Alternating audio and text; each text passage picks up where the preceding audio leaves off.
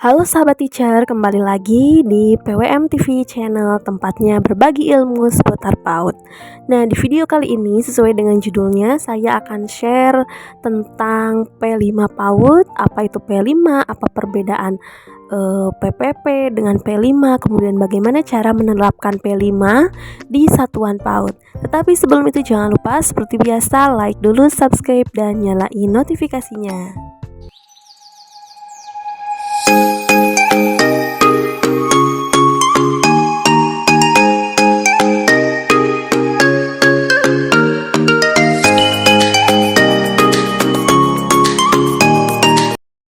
Apa sih sebenarnya dari rumusan profil pelajar Pancasila?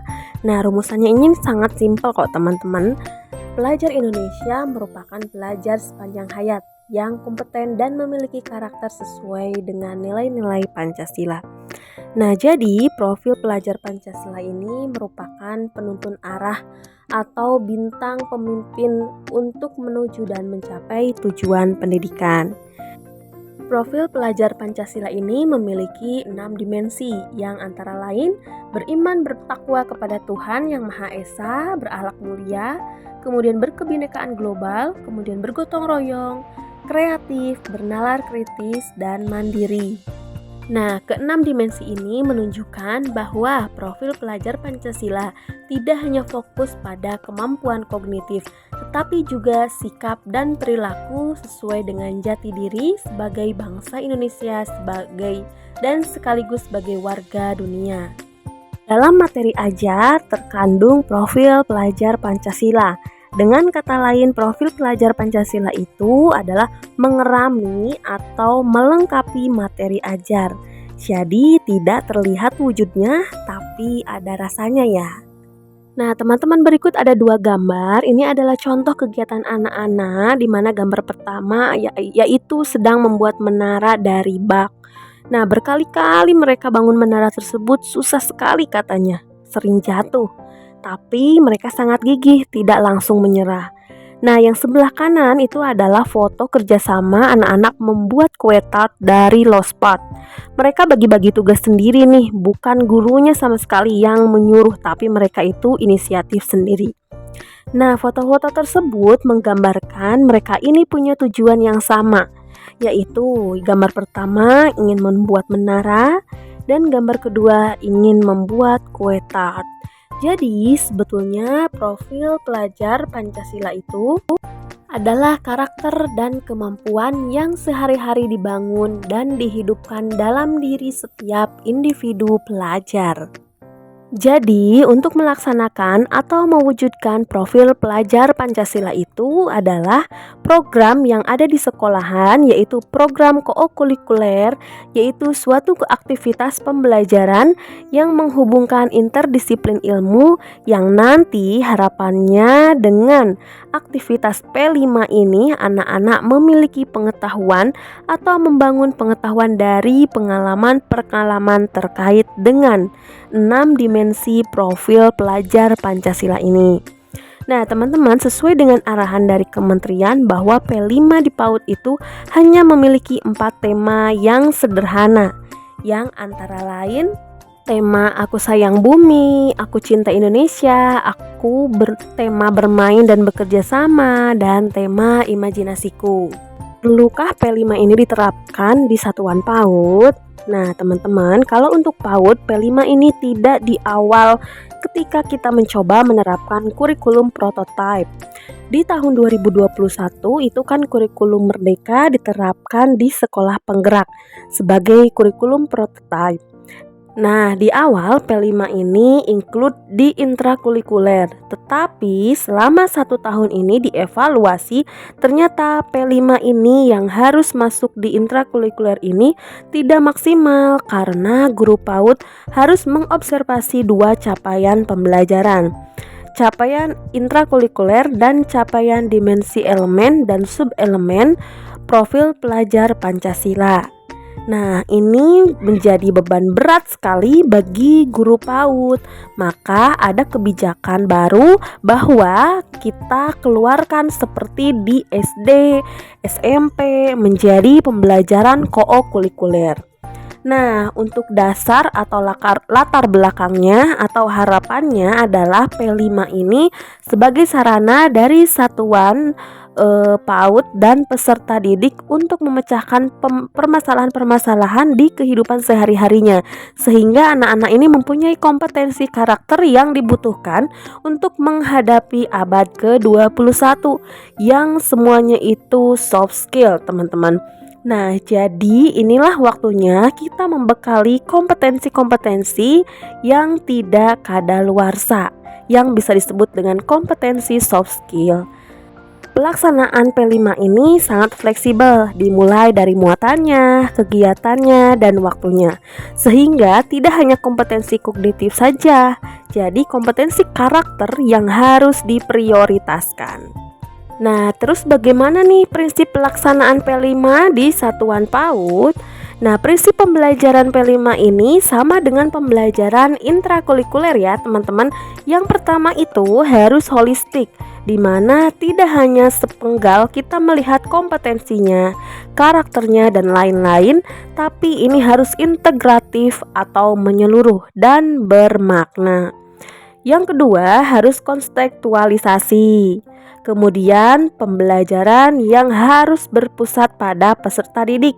Nah, misalnya seperti ini, di salah satu dimensi profil pelajar Pancasila itu kan ada mandiri. Nah, apakah kita bisa samakan nih untuk anak usia 2-4 tahun mengambil dimensi mandiri? Nah, bisa juga tema, aktivitas kegiatan kita tentukan bersama dengan peserta didik gitu. Jadi semuanya bisa kita kembalikan lagi ke peserta didik, mau tema apa, misalnya seperti itu. Jadi sesuai dengan request mereka. Kemudian harus eksploratif, di mana aktivitas di P5 ini sama dengan aktivitas di intrakurikuler, yaitu membangun pengetahuan berdasarkan aktivitas bermain anak-anak. Jadi pengetahuan itu dibangun berdasarkan pengalaman. Jadi nanti kita akan sering nih menemukan anak-anak yang kita berhasil seperti itu. Jadi anak-anak itu puas dengan karyanya atau kegiatannya atau kegiatan proyeknya, sehingga mereka menginkuiri sendiri pengetahuannya, karakternya dengan aktivitas-aktivitas yang eksploratif. Nah, terus kapan nih P5 PAUD ini dilaksanakan? Nah, contohnya P5 PAUD itu dapat dilakukan dalam rangka peringatan Hari Besar Nasional misalnya ya. Kemudian peringatan Hari Besar Agama, kemudian peringatan adat istiadat daerahnya, seperti itu.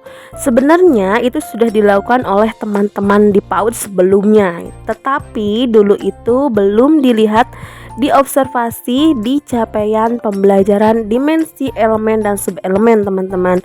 Nah, kalau sekarang P5 selain dengan melakukan aktivitas itu, guru-guru juga harus melakukan observasi terkait dimensi elemen dan subelemen yang dipilih. Nah, pelaksanaannya boleh dilaksanakan dua-duanya di semester 1 atau satu di semester 1, yang satu lagi di semester 2. Karena di PAUD pelaksanaan P5 ini dalam 1 tahun itu terlaksana 2 kali. Jadi bebas ya teman-teman gitu. Yang penting dalam 1 tahun dilaksanakan 2 kali kegiatan P5. Nah, kemudian apa langkah-langkah pelaksanaan P5 ini? Nah, di kementerian sudah menyediakan yang namanya panduan pengembangan proyek penguatan profil pelajar Pancasila, yang di situ sudah sangat detail ya teman-teman, langkah awal sampai akhir beserta contoh-contoh modul proyeknya seperti itu. Nah, teman-teman, di kurikulum Merdeka ini kan ada 2 yang harus dilakukan oleh atau dikerjakan oleh seorang guru PAUD ya. Yang pertama adalah modul ajar. Nah, modul ajar ini adalah pegangan guru di pembelajaran intrakurikuler. Kemudian yang kedua adalah modul project. Ini adalah pegangan guru soal pelaksanaan P5. Nah, untuk langkah-langkah yang menjadi konsentrasi antara lain, yang pertama kita harus memahami dulu nih P5 dengan membaca buku panduan yang sudah saya ceritakan tadi. Teman-teman bisa dapat buku panduan tersebut di platform Merdeka Belajar. Di situ banyak dan lengkap ya. Kemudian yang kedua, membangun budaya ekosistem budayanya masing-masing atau menyiapkan semua infrastruktur sumber daya yang nantinya mendukung pelaksanaan P5. Nah, jadi kegiatan P5 ini dari satu lembaga dengan lembaga yang lain itu pasti akan berbeda karena disesuaikan dengan budaya dan ekosistem masing-masing lembaga ya. Kemudian yang ketiga, mendesain P5. Ini ada langkah detailnya teman-teman untuk mendesain P5. Yang pertama adalah membentuk tim fasilitator dengan surat keputusan dari kepala sekolah. Siapa tim fasilitator itu? Nah, tim fasilitator itu adalah guru-guru kelas masing-masing di setiap jenjang. Kemudian yang kelima, cara mendesainnya dengan menentukan alur perencanaan proyek dan menentukan dimensi elemen dan subelemen yang dipilih. Nah, dari 6 dimensi yang disebutkan tadi, yaitu semua punya elemen dan subelemen, hanya dimensi kreatif saja yang tidak mempunyai elemen dan subelemen. Nah, dalam pelaksanaan P5 ini, tidak semua 6 dimensi dipilih ya teman-teman, dan tidak semua elemen dan subelemen dipilih. Jadi, bagaimana kriteria untuk memilih dimensi elemen dan subelemen? Yang pertama adalah harus mempertimbangkan usia anak. Jadi, setiap usia tidak sama elemen dan subelemennya ya, teman-teman.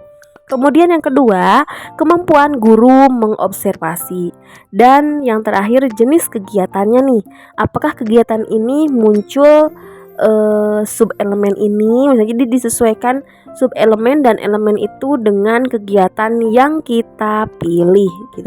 Semua diserahkan kepada lembaganya masing-masing ya teman-teman untuk memilih dimensi, elemen, dan subelemen.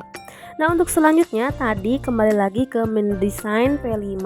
Ini poin yang keempat, yaitu dengan menentukan tema, topik, subtopik, dan waktu. Kemudian poin selanjutnya adalah menentukan kesiapan sekolah. Nah, itu dia tadi ya caranya mendesain P5 di satuan lembaga PAUD. Untuk poin selanjutnya, poin keempat dari langkah yang menjadi konsentrasi pelaksanaan P5 ini, poin yang keempat adalah melaksanakan P5-nya. Kemudian poin yang terakhir, ketika kita melaksanakan P5, jangan lupa untuk mendokumentasikan hasil observasi dan melakukan pelaporan dilengkapi dengan portofolio gitu. Jadi ada buktinya anak-anak melakukan aktivitas apa saja gitu. Kemudian pelaporannya bagaimana atau rapotnya bagaimana? Nah, rapotnya dilakukan 6 bulan 1 kali bersamaan dengan rapot intrakurikuler. Kemudian untuk poin terakhir yaitu dengan melakukan refleksi atau evaluasi atau tindak lanjut kegiatan P5 agar kegiatan P5 di kegiatan selanjutnya bisa berjalan lebih baik lagi dan mencapai tujuan yang diharapkan. Nah, itu dia teman-teman penjelasan dari PPP dan P5. Semoga teman-teman bisa paham ya perbedaannya dan bagaimana prinsip pembelajaran P5, kemudian bagaimana penerapannya di satuan PAUD. Jika teman-teman masih ada pertanyaan, boleh teman-teman DM di laman Instagram saya. Terima kasih sudah menonton video ini dari awal sampai akhir. Sampai jumpa di video selanjutnya.